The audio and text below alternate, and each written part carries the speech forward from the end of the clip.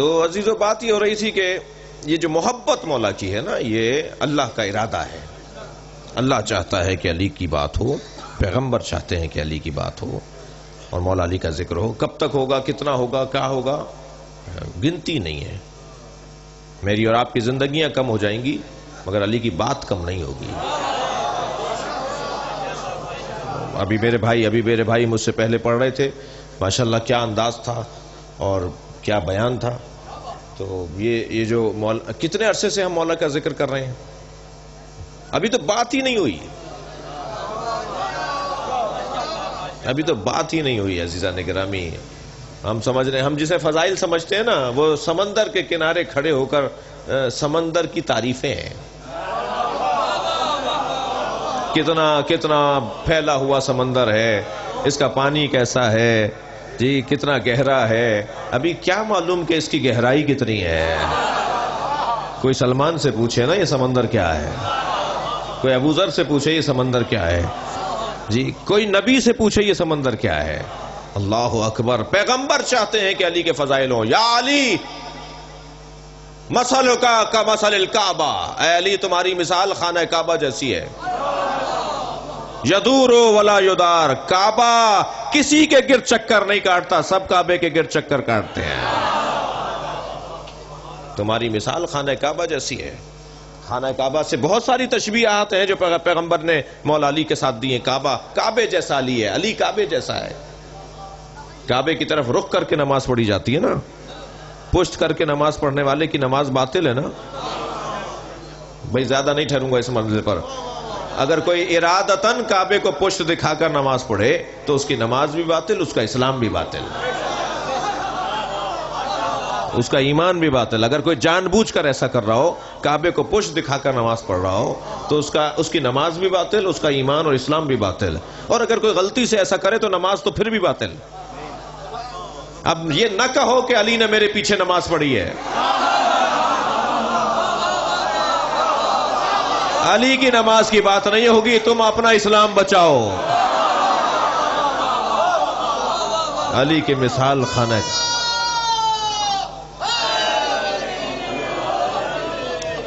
یہ ابھی تو بات شروع ہوئی ہے، اور یہ ایسی وادی ہے جس وادی کے اندر بہت دیر ابھی اگر میں اور آپ کھڑے رہے نا تو ایسا لگے گا جیسے ابھی ہم آئے ہیں، ابھی بات شروع ہوئی ہے. عزیزو، کرم ہے ہمارے اوپر کہ ہم جس دروازے پر بیٹھے ہیں اس سے اچھا دروازہ نہیں ہے. دنیا کہاں بیٹھی ہے مجھے نہیں پتا، مگر مجھے اتنا پتا ہے کہ میں جہاں بیٹھا ہوں وہاں سے جنت کا رستہ بنتا ہے. جی، میں ایک رسانے کے اوپر تھا، ایک ٹی وی چینل پر تھا، اہل بیت کے فضائل کی بات آئی تو وہاں ایک دیوبندی عالم دین ہمارے ساتھ مہمان تھے. مجھ سے کہنے لگے مولانا آپ تو سال بھر اہل بیت کے فضائل پڑھتے ہیں، مجھے ایک جملہ کہنے دیجئے. تو ہم تو چاہتے ہیں کہ آپ بولیں. میں نے کہا جی فرمائیے. تو بات تھی مولا علی کے فضائل. تو کہنے لگے خبردار علی کو کسی کے ساتھ مقایسہ نہیں کرنا. علی بن ابی طالب کا کسی سے کوئی مقایسہ نہیں ہے. اہل بیت کا امت کے کسی فرد کے ساتھ کوئی مقایسہ نہیں ہے، اس لیے کہ دوسروں کو اپنی جنت کا یقین نہیں ہے اور یہ جنت بانٹتے ہیں. بہت فرق ہے، بہت فرق ہے. ایک صاحب کہنے لگے پہلے نمبر پہ فلاں، دوسرے نمبر پہ فلاں، تیسرے نمبر پہ فلاں، چوتھے نمبر پہ علی. علی فضائل میں چوتھے نمبر پر ہیں. میں نے کہا یہ جو آپ کہہ رہے ہیں نا اس کو نبھا نہیں پائیں گے، اسے سنبھال نہیں پائیں گے. اس بات کو آپ یہ بول دینا اور بات ہے. توجہ ہے. ایک سنی عالم دین ہندوستان میں یوم حسین سے خطاب کرنے آئے. مجمع سارا شیعوں کا تھا، خطیب و سنی تھے. کہنے لگے سنو میں تفضیلی سنی ہوں. کسی نے کہا جی تفضیلی سنی کیا ہوتا ہے؟ کہنے لگے میں تفضیلی سنی ہوں، بعد از نبی علی کی فضیلت کا قائل ہوں. اور واضح کرنے کے لیے کہنے لگے سنو ایک ترتیب ہوتی ہے ترتیب فضیلت، اور ایک ترتیب بنتی ہے ترتیب خلافت. علی ترتیب خلافت میں چوتھے ہیں مگر ترتیب فضیلت میں پہلے ہیں. ایک جوان کھڑا ہو گیا، کہنے لگا مفتی صاحب، خواجہ صاحب، بات سمجھ میں نہیں آ رہی. جو ترتیب فضیلت میں پہلا ہو اسے ترتیب خلافت میں بھی پہلا ہونا چاہیے. تو الجھ کے کہنے لگے 1,23,999 پیغمبروں کے بعد آنے والا پہلا سمجھ میں آتا ہے؟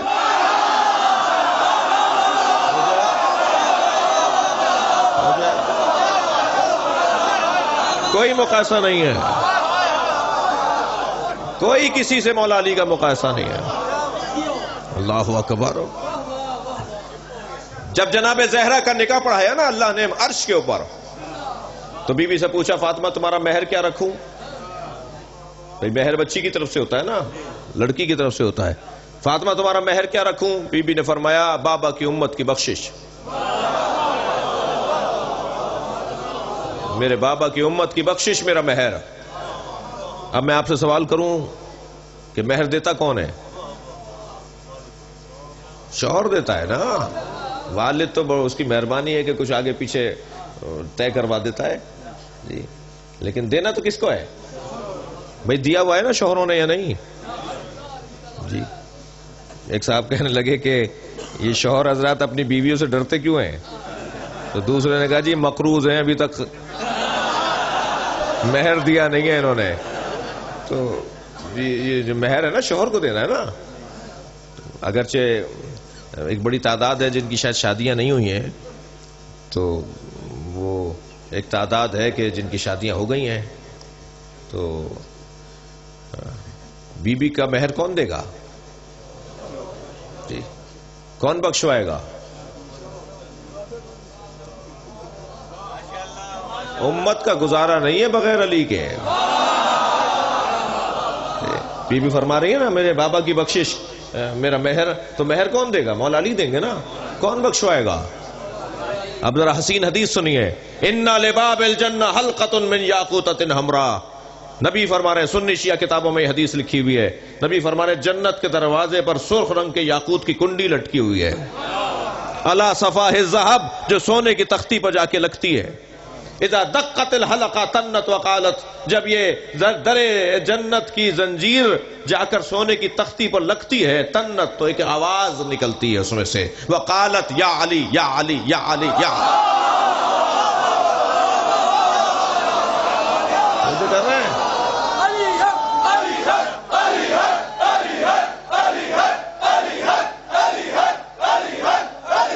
صلوات پڑھیں گے محمد و آل محمد پر۔ جنت کے دروازے پر بجنے والی کنڈی کی آواز ہے یا علی یا علی یا علی۔ حضرت آیت اللہ جوادی عاملی تفسیر تسنیم جنہوں نے لکھی ہے، وہ اپنے استاد علامہ محمد حسین طباطبائی کے پاس، جنہوں نے تفسیر المیزان لکھی ہے، ان کے پاس گئے، کہنے لگے استاد جنت کے دروازے پر ایک مجتہد دوسرے مجتہد سے سوال کر رہا ہے، استاد سے شاگرد سوال کر رہا ہے کہ استاد جنت کے دروازے پہ علی علی کی صداؤں کا فلسفہ کیا ہے؟ کیا سبب ہے کہ جنت کے دروازے پہ ہم جب جائیں گے وہ کنڈی بج رہی ہوگی اور علی علی کی آوازیں آ رہی ہوں گی؟ تو استاد نے بے ساختہ فرمایا جس کے گھر جاؤ گے اسی کا نام تو لوگے۔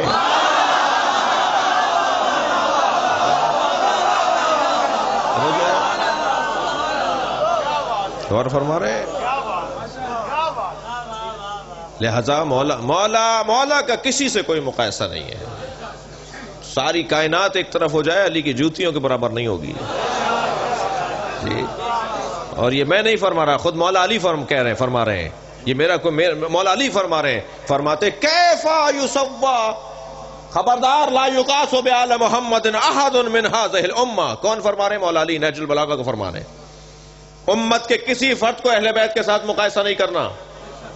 مولا علی کا جملہ، کیفا یصوا من جرت نعمتہم، کیسے وہ لوگ ان کے برابر ہو سکتے ہیں، کیسے امتی لوگ اہل بیت کے برابر ہو سکتے ہیں جبکہ اہل بیت کے ٹکڑے کھاتے ہیں۔ جو اہل بیت کے ٹکڑے کھاتے ہوں، بھئی لینے والا، خفا تو نہیں ہو رہے آپ لوگ؟ لینے والا اور دینے والا دونوں برابر کیسے ہوں گے؟